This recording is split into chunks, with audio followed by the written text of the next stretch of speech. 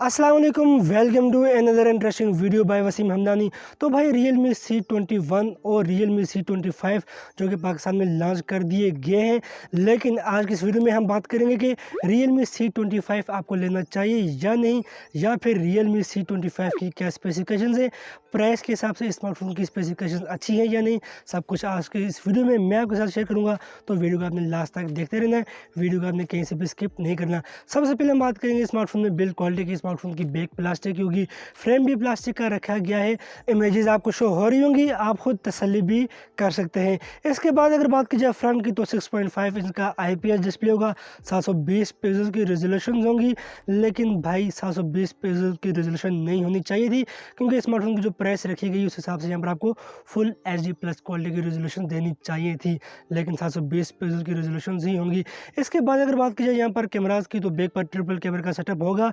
Main sensor यहाँ पर 48 megapixel का रखा गया है और लास्ट के दो सेंसर 2-2 मेगापिक्सल के होंगे, जो कि बेकार सेंसर मेरे नज़दीक होते हैं 2 मेगापिक्सल के सेंसर।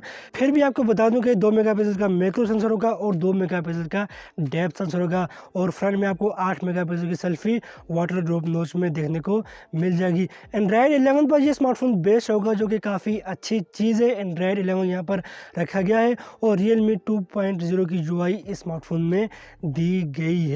इसके बाद यहाँ पर अगर बात की जाए प्रोसेसर की, इससे पहले मैं आपको याद दिला दूँ कि वीडियो को आपने यहीं पर लाइक कर लेना है और चैनल को सब्सक्राइब करके बेल की नोटिफिकेशन को ऑल पर लाजमी से आपने रख लेना है। तो यहाँ पर अगर बात की जाए प्रोसेसर की, ऑक्टा कोर का CPU होगा, चिपसेट MediaTek Helio G70 की एक गेमिंग चिपसेट यहाँ पर रखी गई है।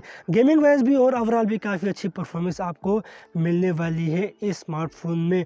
और इसके बाद यहाँ पर अगर बात की जाए स्मार्टफोन में बैटरी की, तो मेरे भाई 6000 mAh की बैटरी इस स्मार्टफोन में मिलेगी और 18 वाट की फास्ट चार्जिंग की सपोर्ट Type-C की केबल के साथ इस स्मार्टफोन में रखी गई है।